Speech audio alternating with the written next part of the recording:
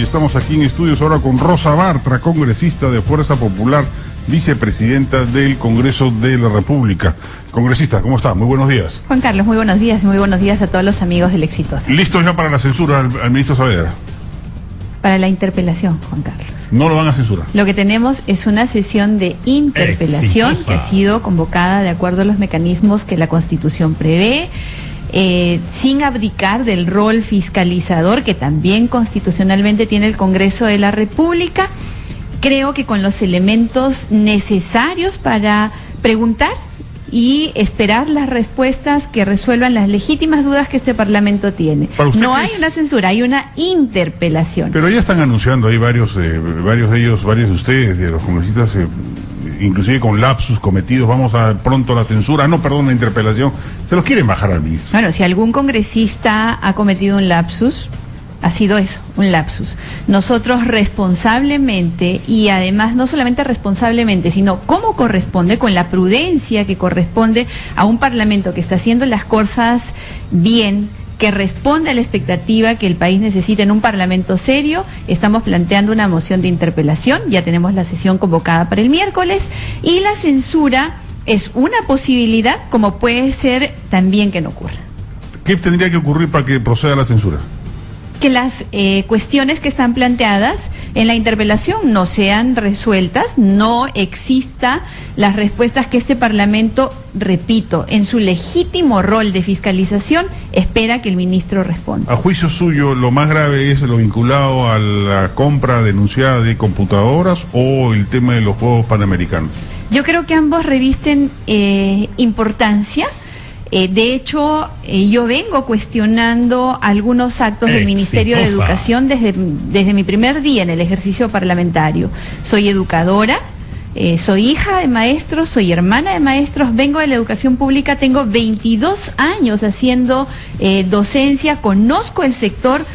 Mi posición no está vinculada a ningún interés más que el interés legítimo que tiene un político en este país de hacer de la educación la herramienta más importante para liberar, la herramienta más importante para crecer.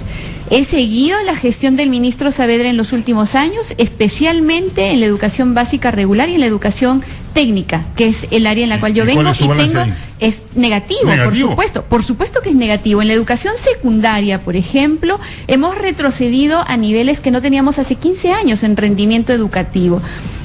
En infraestructura educativa estamos mal. Se ha montado una estructura paralela al Ministerio de Educación que sirve de acompañamiento tanto a administrativos como a docentes, del cual no tenemos una medición de impacto que nos diga que es positivo y en el cual se invierten cientos de millones. Pero las cifras que muestra el ministro de mejoría en los niveles de comprensión lectora, de razonamiento matemático, que son bambas. Estamos hablando solamente del nivel primario y es muy relativo y es muy bajo el nivel de crecimiento. Yo le estoy hablando de la educación secundaria, como también le hablo de la educación superior, que gracias a la insistencia de este Parlamento se ha logrado la aprobación de la ley que por fin le da un marco jurídico dentro del cual crecer a un sector tan importante que va a permitir no solamente dinamizar la economía, articular el mercado productivo con el mercado educativo, y recordando que se ha dado por insistencia, porque el ministro de Educación, el señor Saavedra, junto con el presidente Humala, gestión para la cual él sirvió, no aprobaron la ley, la rechazaron, y entonces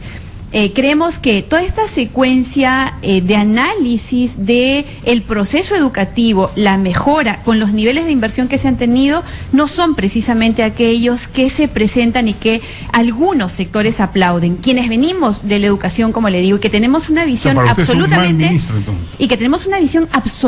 objetiva, en la cual no se puede cuestionar un conflicto de intereses, sino más bien un legítimo interés que proviene no solamente de nuestra experiencia y práctica, sino también de lo que hacemos para mejorar nuestra participación política, tenemos dudas legítimas que esperamos que se resuelvan. Pero en el pliego interpelatorio no se están planteando esos temas. No. Y sí, el tema de los panamericanos, por ejemplo, que quisiera comentarle a usted, pero Juan Carlos. Claro, a juicio suyo es un mal ministro, entonces. Sí, más allá de los panamericanos. Más allá de los panamericanos, más allá de los presuntos actos de corrupción en determinadas adquisiciones, creo que los logros que se ha tenido en 3 años y un poco más de gestión del ministro no son los que una ciudadana peruana como yo, que conoce la educación desde el lado público y que tiene un legítimo interés y conocimiento además para poder cuestionar, hubiese esperado. En el tema de los Panamericanos, Juan Carlos, por ejemplo, sí quisiera comentarle que le hice una pregunta al ministro hace 3 semanas, inmediatamente después de delegadas las facultades. Se le preguntó: ministro, con precisión, dígame usted, ¿cuándo van a estar listas los decretos legislativos que nos permitan orientar nuestro trabajo de fiscalización y seguimiento en torno a los Juegos Panamericanos? Y me dijo: en 15 días, congresista. Bueno, ha pasado casi un mes de esos 15 días y hasta ahora no tenemos ninguno. Se le preguntó textualmente: ministro, ¿quién es el responsable del retraso en los Panamericanos?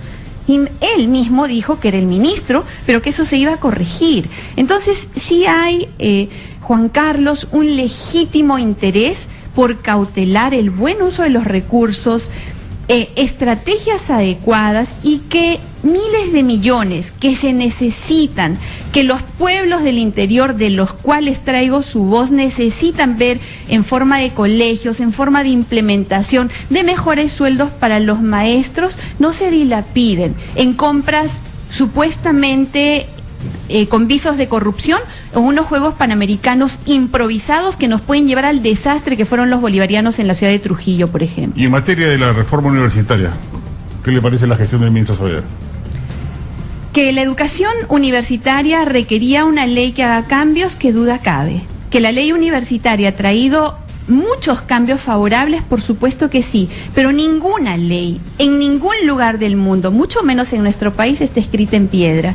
Y creo que a pesar de que esto no esté en la agenda de Fuerza Popular, que no hay ningún proyecto orientado a aquello que se nos está cuestionando, se han presentado, creo que todas las leyes son perfectibles y todas podrían ser susceptibles de tener modificaciones que la orienten hacia una mejor aplicación, hacia una independencia de la SUNEDU, por ejemplo, efectiva, que garantice que el pensamiento en las universidades, que la creación de conocimiento no van a estar sujetas a un mandato de un ministro del sector. ¿Pero usted le volvería a dar manejo de políticas educativas a los rectores? No.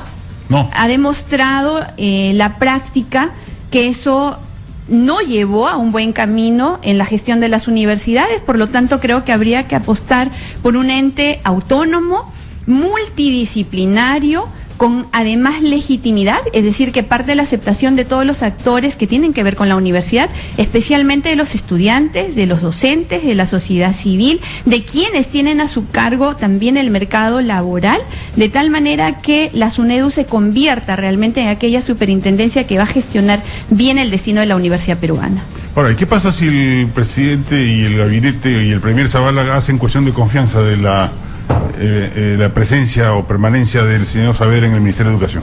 Están en su derecho. La Constitución te dijo que no al comienzo, ¿no? Se equivocó ahí. La Constitución les otorga la posibilidad de pedir la confianza, y la puede pedir el ministro para su gabinete, el premier para su gabinete, o la puede pedir el ministro de Educación para la cuestión que él plantea. Y ya, pues, si él la pide, el Congreso tendrá, por lo tanto, la facultad de analizar si se la concede o no se la concede. ¿Ya usted qué reacción le generaría? Yo tengo que escuchar al ministro en primer lugar. No podría... No, se lo pregunto porque hay algunos fujimoristas que dicen, yo en principio pienso escuchar al ministro y objetivamente decidir si debe seguir o no, y si debe ser censurado o no. Pero si plantean cuestiones de confianza, de todas maneras lo censuro.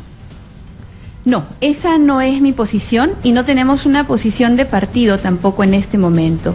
Lo correcto y lo que vamos a hacer es escuchar con absoluta objetividad al ministro, porque creo que eso es lo que corresponde a un Congreso, en la medida en la cual se ha venido conduciendo con absoluta seriedad y priorizando, poniendo en primer lugar al país y a la solución de sus problemas. Ahora, pero los actos de corrupción puestos de manifiesto en un reportaje del programa Panorama a propósito de esta compra de computadoras, de las compras no dependen pues de los ministros, ¿no? No, pero es el responsable del pliego, es el titular del pliego, claro, y por lo tanto asume una responsabilidad política con respecto a todo lo que ocurra dentro de la estructura. Pero ella dijo que él no estaba al tanto de eso. ¿Qué más le va a poder explicar, digamos? él tendrá que dar todas las explicaciones que correspondan. No creo que no creo que decir no estuve al tanto sea la respuesta que corresponda a quien es el titular del pliego. ¿Qué respuesta correspondería? Las explicaciones que este Parlamento está esperando con respecto a la forma en la cual él establece sus procesos, en la cual fiscaliza sus procesos y en la cual además está al tanto de todo lo que ocurre dentro de su cartera. Ahora, el fujimorismo ha reaccionado virulentamente a través de diversos voceros, el señor Galarreta, el propio Miki Torres, a propósito de esta eventualidad de un escalamiento de la confrontación de ambos poderes. ¿Usted está en la misma línea? Fíjese, Juan Carlos, cuando tenemos un país que no crece económicamente, que la inseguridad en lugar de disminuir y ver un norte sí crece, ¿no? Empeora, en un país en el cual... Interpelen a Basombrío en lugar de interpelar a Saavedra. Eso se decidirá también con respecto a él. No estamos hablando ahorita de Basombrío como la posibilidad de ejercer también en su cartera los mecanismos de control político que el Parlamento tiene. Por supuesto que se evaluará y se determinará en la medida que la inseguridad no mejora y que encima de eso se dan muestras de escaso conocimiento y de escaso manejo en su despacho ministerial. Creo que los últimos eventos ya exigen que el Parlamento ejerza su rol, pero en el tema específico de pero Saavedra, queda claro que ustedes no quieren ni a Saavedra ni a Basombrío. En el tema específico de Saavedra, en el tema específico del trabajo de las diferentes carteras ministeriales, creemos que es absolutamente innecesaria la confrontación. El Parlamento peruano ha dado todas las muestras, no solamente de tolerancia, sino de absoluta disposición a trabajar en equipo, en un equilibrio de poderes en el cual ninguno de los poderes del Estado abdique los roles constitucionalmente otorgados. Hay que recordar, Juan Carlos, que nosotros no estamos autoimpuestos en el Parlamento, que respondemos al mandato de nuestros electores, que es el mejor ejercicio de la democracia, el que se tiene en un Parlamento en el cual todos los peruanos están representados, y abdicar al rol fiscalizador sería definitivamente abdicar a lo que significa el ejercicio de la democracia. ¿Por qué cree que están cayendo los niveles de aprobación del Congreso, según todas las encuestas? Hay un sé que el Ejecutivo también está cayendo, eso tendrá su propia lógica y explicación. Sí, pero claro, el Congreso hay un nivel de desgaste que ocurre naturalmente en el ejercicio, y este es un país que está ávido de soluciones, que espera respuestas prontas, y lamentablemente desde el Ejecutivo esas respuestas no son tan prontas, desde el Legislativo no son tan prontas como deberían ser las del Legislativo, y este descontento en el cual el pueblo peruano no tiene muy claro cuál es el rol de cada uno y lo que debe esperar de cada poder del Estado, hace que exista una disminución en la aprobación que legítimamente además el pueblo tiene derecho a sentir. Si censuran a Saavedra, ¿cree que el pueblo respaldará en mayor medida al Congreso? No tengo en este momento yo una bola mágica para poder predecir lo que va a pasar. Lo que sí estoy segura es que el pueblo peruano, que siga el debate, que vea y escuche las respuestas del ministro, va a entender perfectamente la decisión que el Parlamento tome, porque este Parlamento va a decidir con absoluta objetividad en base a lo que el ministro responda. Congresista Bartra, muchísimas gracias por habernos acompañado aquí en Radio Exitosa. A usted, Juan Carlos, siempre a su disposición. Rosa Bartra, vicepresidenta del Congreso y congresista de Fuerza Popular, ha estado aquí en Radio Exitosa. Vamos a una pausa.